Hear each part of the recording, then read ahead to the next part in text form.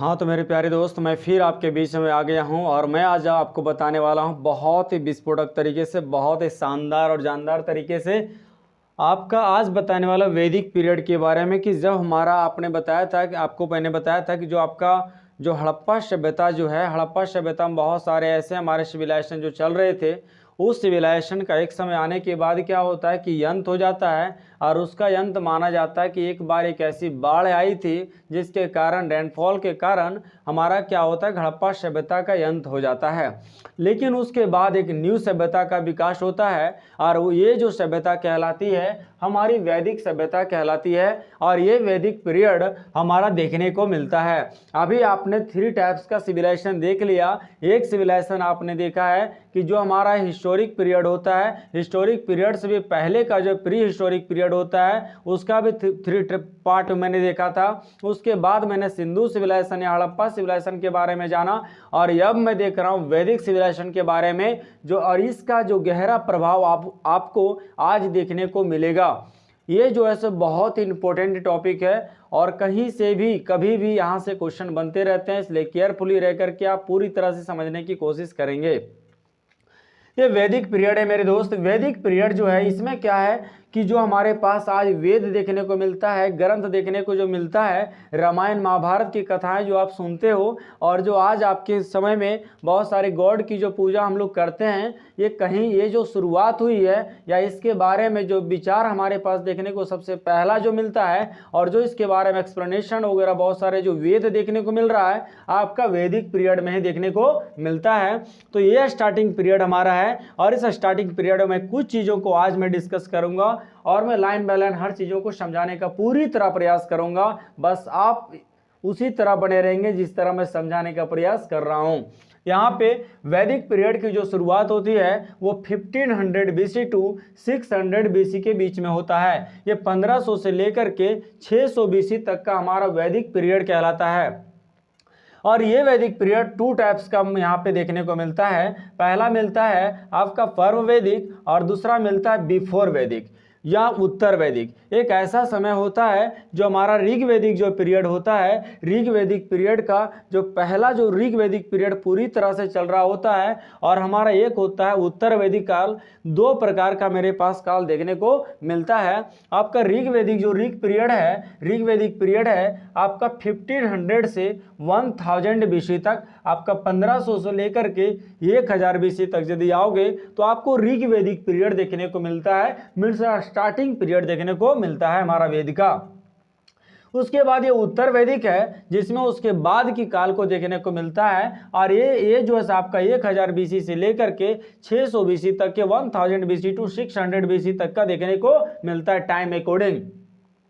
ये जो हमारा ये चीज़ें जो मिलती है आपको कहीं ना कहीं ये आपको जो आज आपका जो समाज में जो बहुत सारे जो चीज़ें जो परिवर्तन देखने को मिलता है, जो चेंजिंग हो रहे हैं, ये आपका कहीं ना कहीं हमारा वेद से लिया गया है। और ये वेद जो हमारा मेन है, ये हमारा मेन स्ट्रक्चर है और यही स्ट्रक्चर पर आज हमारा इस पिलर पर ही, वेद की पिलर पर ही आज हमारा भारत भी खड़ा है और पूरी दुनिया के लोग भी उसको मान करके आज चलते हैं।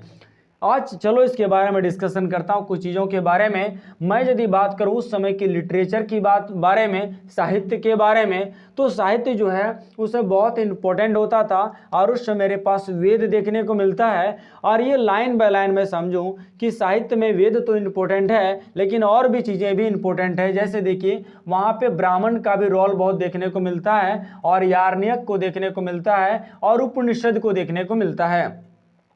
यहाँ पे आपने बहुत सारे लोगों से सुनता होगा या आपने सुन रहे होंगे कि नहीं, जो ब्राह्मण की जो प्रधानता है, ये ब्राह्मण की प्रधानता क्यों है, कैसे है, मैं यही वैदिक पीरियड में डिस्कशन करने वाला हूँ। और भी हमारे पास जो कास्ट आते हैं उसके बारे में क्या क्या रोल है समाज में, हमारे सोशल में, ये सारे चीज़ें मैं डिस्कशन करने वाला हूँ। तो आप इसको हर चीज़ों को समझने का प्रयास करेंगे। तो ये जो मेरा वेद है, वेद के बाद जो दूसरा नंबर पे आता है वो ब्राह्मण का रोल आता है और ब्राह्मण के बाद आरण्यक का आता है और आरण्यक के बाद उपनिषद आता है। ये जो आरण्यक है मीन्स क्या है ना कि आरण्यक एक दर्शन का पाठ है जिसमें से आपने सुना होगा PhD डिग्री, आपने सुना है ना, जो आपको डॉक्टर ऑफ फिलोसफी का जो डिग्री मिलता है, ये हमारा कहीं ना कहीं ये वेद से लिया गया है, हमारा आरण्यक उपग्रह से लिया गया है, जहाँ पर ये वहीं पर बताया गया है सबसे पहला कि हमारा जो पूरी दुनिया है, पूरी दुनिया के सारे लोग हैं, एक इंसान को जन्म लेने से महानता नहीं है, बल्कि इस समाज, इस संसार के बारे में यदि वो जान लेता है, नॉलेज को ग्रहण करता है, तब वो महान बनता है, ना कि सिर्फ जन्म लेने से महान बन जाता है। इस चीज़ के बारे में जो हमें बताया गया है, हमारा वेदों में बताया गया है। अब मैं वेद, मेरे पास 4 वेद देखने को मिलता है, 4 वेद देखने को मिलता है। एक आपका मिलता है ऋग्वेद, दूसरा है आयुर्वेद, और तीसरा है सामवेद, और चौथा आपका है अथर्ववेद। ये चारों वेद के बारे में बताऊंगा। और एक चीज़ मैं बता दूं, वेद के बारे में जो संकलित करने का प्रयास सबसे पहला किए थे, या वेद के बारे में बताने का सबसे पहला जो प्रयास किए हमारे पास, वो आते हैं यहाँ पर देवपायन, कृष्ण देवपायन जो थे, ये कृष्ण देवपायन महर्षि ने सबसे पहला वेद के बारे में बताने का प्रयास किए, और इन्होंने संकलित हमारा वेद को किया था। फर्स्ट 3 वेद जो हमारे पास देखने को मिलता है, जिसको वेदत्री कहा जाता है। किसको? वेदत्री। कौन से वेद को? फर्स्ट 3 वेद मीन्स 3 वेद है, जिसमें ऋग्वेद है, आयुर्वेद है और सामवेद है। ऋग्वेद, आयुर्वेद और सामवेद, जो 3 वेद जो देखने को मिल रहा है। अथर्व, जान लीजिएगा एक चीज़ इंपॉर्टेंट है कि सबसे पहला जो वेद बना है हमारे पास देखने को मिलता है, वो ऋग्वेद है, और सबसे बाद का वेद जो है सो अथर्ववेद है। पहला जो सबसे पहला वेद है ऋग्वेद है, और सबसे लास्ट का अथर्ववेद है। तो ये जो हमारे पास ऋग्वेद है, उसके बाद आयुर्वेद और सामवेद, ये 3 जो वेद हमारे पास जो मिल रहा है, इसको यदि कोई स्टडी करता था, या ये जो चीजें हैं, इसको वेदत्री के नाम से जाना जाता है, इसको वेदत्री के नाम से जाना जाता है। अब ऋग्वेद के बारे में कुछ चीजों का डिस्कशन कर लूं। यहाँ पे देखेंगे, यहाँ पे ये फुल्ली एंशिएंट होता है एंड सबसे बड़ा होता है। ये वेद का वो पीरियड होता है, वैदिक पीरियड का वो पीरियड होता है, जिसमें सबसे पहला हमारा ऋग्वेद का ही रचना किया गया है, और ये सबसे बड़ा वेद है। ध्यान से रखिएगा, ध्यान से समझेंगे, ये सबसे बड़ा वेद होता है। सबसे बड़ा वेदों में सबसे बड़ा इस ग्रंथ को माना जाता है, सबसे ज्यादा नॉलेजफुल इसे माना जाता है, इसलिए ऋग्वेद को पढ़ने का भी एक बार प्रयास जरूर करेंगे आप। और ये सबसे फुली एंशिएंट, मतलब सबसे प्राचीन होता है, सबसे पुराना वेद ये देखने को मिलता है। इसमें मंडल कितना, मीन्स मंडल का मीन्स होता है मेरे दोस्त कि उनके पार्ट कितने हैं, किनके जो वॉल्यूम हम लोग कहते हैं ना, कि अभी मान लो कोई बुक है उसमें कितने लेसन है, ये सारा जो देखने को मिलता है, तो ये मंडल में डिवाइड था। और ये मंडल हमारा कहला, टोटल कितना मंडल है? 10 मंडल, इसमें 10 मंडल है। ऋग्वेद में टोटल कितना मंडल है? 10 मंडल है। ऋग्वेद में कितना मंडल है? 10 मंडल है। इसमें जो 2 है और 7 मंडल है, मीन्स 2 और 7 जो मंडल है, वो सबसे जो है आपका कहलाता है क्या, ये जो है सो आपका सबसे पहला बना था आपका 2 और 7, 2 और 7 जो है सो सबसे पहला बना था। अदर की मैं बात करूं, आपके पास जो एम आपका मंडल 8 है, मंडल 8 जो आपके पास देखने को मिलता है, इसको किसने इसके बारे में बताया है? तो ये कनौ ऋषि के बारे में। और आपके पास मिलता है, आपके पास अग्निरस के बारे में, किसके बारे में? ऋषि के, कनौ ऋषि के बारे में बताता है, और अग्निरस के बारे में बताता है। और मैं बता दूं कि आपका मंडल जो 9 है, ये मंडल 9 जो आपको पास देखने को मिलता है, ये सोमदेव के बारे में बताता है। किसके बारे में बताते हैं? सोमदेव के बारे में। हम लोग जो है सो सोम देवता का पूजा करते थे, तो ये सोम देवता के बारे में जो पूजा करने की जो प्रथाएं मेरे पास देखने को मिलती है, सबसे पहला मेरा ऋग्वेद में इन बातों को लिखा गया है, और उसके बारे में बहुत सारा मंत्र भी दिया गया है। तो ये जो चीजें हैं हमारा मंडल नंबर 9 में देखने को मिलता है, और मंडल नंबर 1 है और मंडल नंबर जो 10 है, ध्यान से समझेंगे, हमारा जो 2 और 7 है ये सबसे पुराना है, और मंडल नंबर 1 और मंडल नंबर जो 10 है, मीन्स पहला और लास्ट का जो मंडल है वो सबसे नया है। जो पहला है और लास्ट का जो मंडल है वो सबसे पुराना है, सबसे नया है, और 2 और 7 जो है तो सबसे पुराना मंडल है। अदर पे आऊँ मंडल नंबर 3, ये मंडल नंबर 3 जो है सो हमारे सूर्य देवता जो आप कहते हो, तो उनकी जो सावित्री है, सावित्री के बारे में, माँ सावित्री के बारे में हमको जानकारी मिलता है। यहाँ पे ये जो मंडल नंबर 3 है ये सावित्री के बारे में बताता है, सावित्री के बारे में बताता है, मंडल नंबर 3 बताता है। अब बता दूं यहाँ पे मंत्र के बारे में, तो टोटल जो मंत्र हमारा ऋग्वेद में लिखा गया है, टोटल जो मंत्र हमारा ऋग्वेद में लिखा गया है यहाँ पे 10,580 मंत्र देखने को मिलता है। यहाँ पे टोटल मंत्र कितना है, तो टोटल मंत्र यहाँ पे 10,580 मंत्र है, जिसमें से 118 मंत्र ऐसा मंत्र है जो रिपीटेड मंत्र है, 118 मंत्र ऐसा मंत्र है जो रिपीटेड मंत्र है, और यहाँ पे 10,580 टोटल मंत्र इसमें देखने को मिलता है। और मैं बात करूँ विदाउट रिपीट कितना टोटल मेन रूप से यहाँ पे मंत्र देखने को मिलता है, 10,462 मीन्स 10,462 मंत्र यहाँ पे मूल रूप से माना जाता है। किसमें, तो ऋग्वेद में माना जाता है। अब यहाँ पे सूक्त की बात करूं, अब भी बताऊंगा मंत्र और सूक्त में क्या डिफरेंस है, आप टेंशन ना लेना। यहाँ पे देखिए सूक्त जो देखने को मिलेगा वो यहाँ पे टोटल सूक्त, यहाँ पे देखिएगा कि यहाँ पे मूल रूप से जो सबसे पहले जो था वो यहाँ पे 1017 था, मीन्स 1017 यहाँ पे सूक्त देखने को मिलता है, लेकिन बाद में इसको 11 ऐसा सूक्त को जोड़ दिया गया है जिसको बाल्य सूक्त कहा जाता है या बाल्य खिल के नाम से भी जाना जाता है। तो चाइल्ड जो सूक्त हमारे पास देखने को मिलता है जिसको बाद में जोड़ा गया है, ये 11 जोड़ा गया है, जिसके बाद टोटल अब हमारा जो ऋग्वेद में टोटल सूक्त देखने को मिलता है वो 1028 सूक्त देखने को मिलता है। टोटल सूक्त कितना देखने को मिलता है, 1028 देखने को मिलता है। सबसे पहला कितना था, तो 1017 था, 11 इसमें जोड़ दिया गया है बाद में, और इसको बाल्य खिल के नाम से जाना जाता है। अदर पे आ जाऊं तो रिपीट यहाँ पे टोटल आपका 118 आपका है जो मंत्र मैंने बताया। अब आप यहाँ पे जो टोटल जो मंत्र है इसमें अग्नि के बारे में कितना बताया गया है, जो हम लोग उस समय हमारा जो समय था ऐसा टाइम पीरियड था जो अग्नि के बारे में अग्नि को पूजा करते थे, आज भी लोग करते हैं। तो ये जो अग्नि के पूजा करने की प्रथाएं जो चली है इसके बारे में कितने मंत्र हैं, तो यहाँ पे 200 मंत्र देखने को मिलता है। अग्नि के बारे में कितने मंत्र देखने को मिल रहा है, तो 200 ऐसे मंत्र हैं जो अग्नि के बारे में बताता है। और यहाँ पे जो हमारे भगवान इंद्र है, गॉड इंद्र है, इस इंद्र के बारे में यहाँ पे 250 मंत्र देखने को मिलता है। यहाँ पे कितने इंद्र के बारे में है, तो 250 मंत्र है, और ये अग्नि के बारे में 200 मंत्र देखने को मिलता है। अब बता रहे भाई जो सूक्त क्या होता है, तो सूक्त ऐसा चीजें होती है जिसमें हम लोग किसी गॉड के बारे में, किसी गॉड के बारे में जब हम कोई सेंटेंस बोल रहे होते हैं या मंत्र जब हम बोल रहे होते हैं उसमें गॉड की प्रधानता होती है, गॉड की नेम होती है। तो ऐसे चीजें जब कोई वैसा मंत्र को बोला जाता है तो हमारा कहलाता है सूक्त।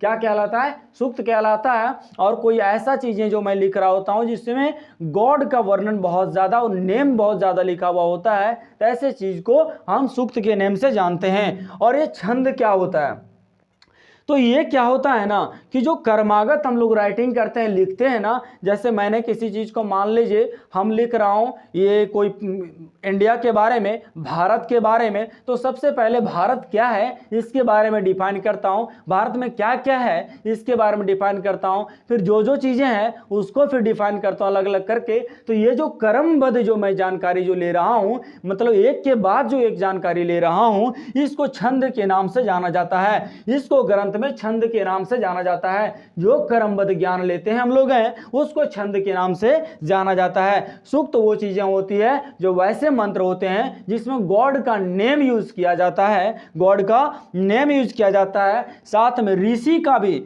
किन्होंने उस मंत्र को बनाया है या किसके बारे में बताया है, ये सारे चीजें उसमें लिखी गई होती है, तो उसे सूक्त के नाम से जाना जाता है। तो सूक्त और छंद के बारे में जान गए होंगे।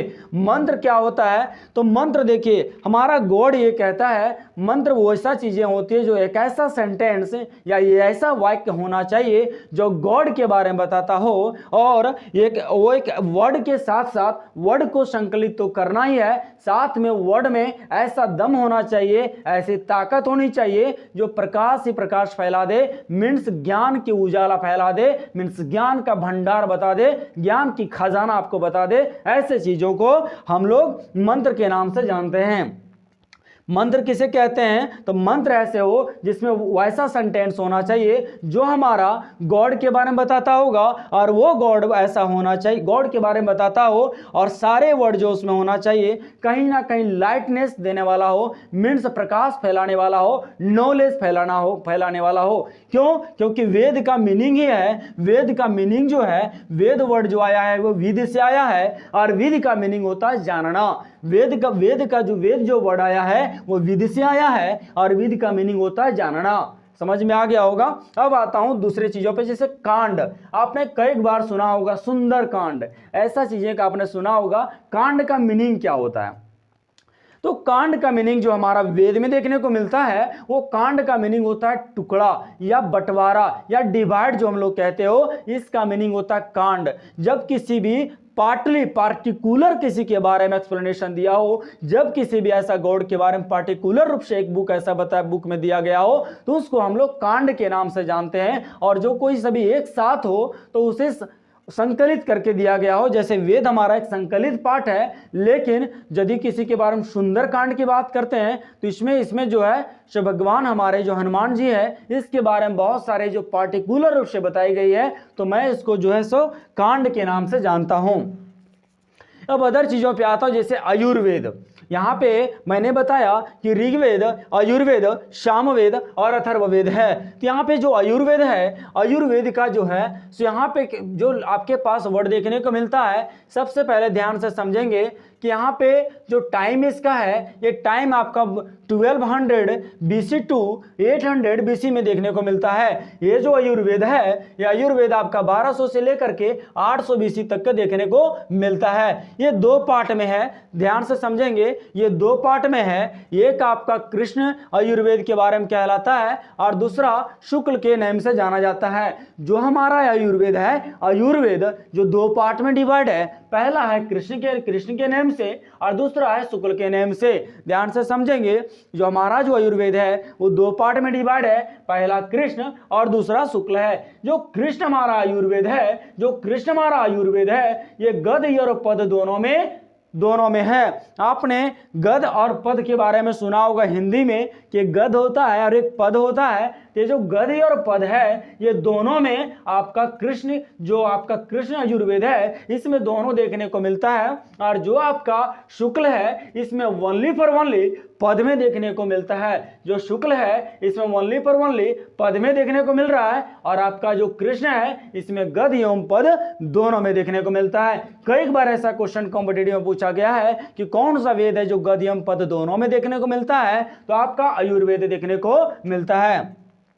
इसमें मंत्र कितना है? तो इसमें मंत्र हमारे पास 1975 है, मीन्स 1975 टोटल मंत्र है। हमारा आयुर्वेद में टोटल मंत्र कितना है? तो 1975 है। और लेसन कितना है? इसमें जो लेसन हमारा है वो 40 लेसन है, 40 लेसन में डिवाइड किया गया है, और टोटल मंत्र यहाँ पे 1975 देखने को मिलता है। इसमें क्या बताया गया है, तो हमेशा ध्यान रखेंगे कि ये जो चीज़ें हैं हमारा कहीं ना कहीं जो बलि वगैरह के बारे में, जो हम लोग आज जो बहुत सारे जो देते हैं ना गॉड के लिए चीज़ें, कि मेरा ये काम हो जाएगा तो मैं ये चीज़ें आपको समर्पित करूंगा, तो ये जो मुझे जो बलि के बारे में, और खास करके ध्यान रखिएगा, आयुर्वेद जो हमारा है वो यज्ञ के बारे में बताता है। यज्ञ का मीन्स, यज्ञ हमारा हिंदू धर्म में सबसे बड़ा प्रधान माना गया है, और ये प्रधान जो है हमारा आयुर्वेद में देखने को मिलता है। तो जो आयुर्वेद है हमारा यज्ञ से ही आया है, ध्यान रखेंगे, यज्ञ के बिना आयुर्वेद अधूरा है, और आयुर्वेद हमारा यज्ञ के बिना अधूरा है, तो यज्ञ भी आयुर्वेद के बिना अधूरा है। तो दोनों एक दूसरे का क्या है, कहीं ना कहीं दोनों एक दूसरे को लेकर के चलने वाला चीजें यहाँ पे देखने को मिलती है। अब मैं आ जाऊं दूसरी चीज़ों पे, जैसे सामवेद। ये सामवेद है, सामवेद जो हमारा है वो कहीं ना कहीं संगीत के बारे में बताता है। जो सारे गामा वगैरह आपने सुना होगा, ये कहाँ से लिया गया है? ये आपका सामवेद से लिया गया है। ये सामवेद की जो इसको जो स्टडी कर लेता है, इसको जो जान लेता है, वो तरह तरह की दुनिया के जितने भी म्यूजिशियन वाले काम होते हैं उसमें वो मास्टर हो जाता है, उसमें वो फिलोसफर हो जाता है, मीन्स पूरी दुनिया को बतलाने लायक, संसार को बताने लायक बन जाता है। तो ये जो सामवेद है, सामवेद हमारा किसके बारे में ज्ञान देता है? तो ये मुझे संगीत के बारे में देता है। अरे 1200 to 1000 BC के बीच में देखने को मिलता है, मीन्स 1200 BC से लेकर के 1000 ईस्वी पूर्व तक देखने को मिलता है। इसमें मंत्र कितना है? तो इसमें टोटल मंत्र 1018 है, मीन्स यहाँ पे 1018 मंत्र देखने को मिलता है। मूल रूप से ध्यान रखिएगा, इसमें टोटल जो मंत्र है वो वहाँ पे 1549 है, मीन्स यहाँ पे 1549 टोटल मंत्र है, जिसमें से 261 मंत्र ऐसा है जो रिपीटेड है। 1549 टोटल मंत्र है जिसमें 261 रिपीटेड मंत्र हमारा सामवेद में है, और मूल रूप से यहाँ पे 1018 मंत्र देखने को मिलता है, 1018 मंत्र देखने को मिलता है। अब आ जाऊं मैं अथर्ववेद पर। अथर्ववेद है, ये अथर्व ऋषि ने इसको बनाया था, या अथर्व ऋषि ने इसके बारे में नोट किया है, इसलिए इसे अथर्ववेद के नाम से जाना जाता है। तो पहला वेद मेरे पास जो देखने को मिलता है वो ऋग्वेद है, और सबसे बाद का वेद जो देखने को मिलेगा वो अथर्ववेद है। अथर्ववेद ऐसा चीजें हैं, इसमें क्या देखने को मिलेगा, यहाँ पे ध्यान रखिएगा, अथर्व ऋषि के कारण ही ये अथर्ववेद कहलाता है। ध्यान से एक चीज और ध्यान केयरफुली समझना है कि जो अथर्व ऋषि है वो अथर्ववेद का शुरुआत तो किया था, बट अथर्व ऋषि का एक जो इनके सन है लोमहर्ष ने ही अथर्ववेद का काम को पूरा किया था। तो पहला स्टार्ट हमारा अथर्व ऋषि ने किया है, और काम पूरा इसको राइटिंग करने का किसने किया है? राइट करने का प्रयास जो किया है वो किया है लोमहर्ष ने, जो अथर्व ऋषि के कौन थे? तो सन थे। अदर की बात करूं, इसमें देखने को मिलेगा जैसे भूत प्रेत के बारे में जो आज आपको देखने को मिलता है, भूत प्रेत के बारे में कि भूत है तो क्या प्रेत है, इसके बारे में आपको यदि जानना है तो एक बार आप अथर्ववेद को जानने की कोशिश जरूर करेंगे, और ये अथर्ववेद आपको इसके बारे में सारी चीजें बताने का प्रयास करेंगे। तो भूत प्रेत के बारे में जानना है तो जाइए अथर्ववेद के पास, जादू टोना और आपके पास जो रोग निवारक, और यहाँ पे आपके पास जो शत्रु दमन, और आपके पास मेल मिलाप, और यहाँ पे मैरिज के बारे में ये चीज़ें देखने को मिलता है। यहाँ मीन्स एक ऐसे जो सारे जो अभी होता है ना ब्लैक काम जो कहते हैं, जादू टोना वगैरह जो कहते हो, मोहब्बत कहते हो, लव कहते हो ना, मैरिज कहते हो ना, और जो हमारा जो कोई शत्रु होता है मीन्स कोई दुश्मन होता है, तो मैं चाहता हूँ उसका विनाश हो जाए, बर्बाद हो जाए। तो ये जो चीज़ें जो देखने को मिलती है उसके बारे में मंत्र क्या क्या यूज़ करने हैं, ये सारे चीज़, आप किसी चीज़ को कैसे बनाया भी जा सकता है। अथर्ववेद कोई खराब चीज़ें नहीं है, लेकिन आपका इम्प्लीमेंटेशन कैसा होता है उस पर डिपेंड होता है। क्लियर? तो अथर्ववेद जो आपका, इसमें बहुत सारे ऐसी चीज़ें लिखी गई है, मीन्स ये एक ऐसा चीज़ें हैं जब सारे वेद को आप पढ़ लेंगे तो अथर्ववेद में आने के बाद जब कहते हैं ना कि जब दुनिया में सारे चीज़ों में स्टडी कर लेता हूँ ना, तो मैं दुनिया को बताने के लिए तैयार हो जाता हूँ, या दुनिया का फिलोसफर हो जाता हूँ। ठीक उसी प्रकार जब तीनों वेद को आप पढ़ लेंगे पहले वाले, तो अथर्ववेद क्या कहता है कि अब उसका इम्प्लीमेंटेशन करो, मीन्स उसका पावर का यूज करो, तो ये पावर आपका अथर्ववेद में देखने को मिलता है।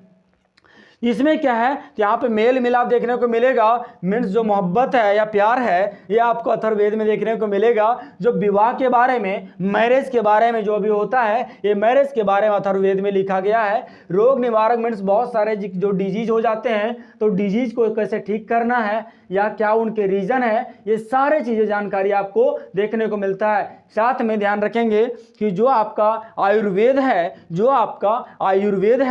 अभी बहुत सारे ऐसे जो दवा मेडिसिन का जो यूज होता है वो आपका अथर्ववेद से ही लिया गया है। अथर्ववेद से ही आयुर्वेद आया है, और अथर्ववेद से ही आयुर्वेद आया है। इसलिए दुनिया की कोई भी बीमारी है उसे ठीक करना है, वो डिजीज को ठीक करना है, इसकी जानकारी आपको अथर्ववेद में देखने को मिलता है। भूत प्रेत के बारे में भी आपको इसी में देखने को मिलता है।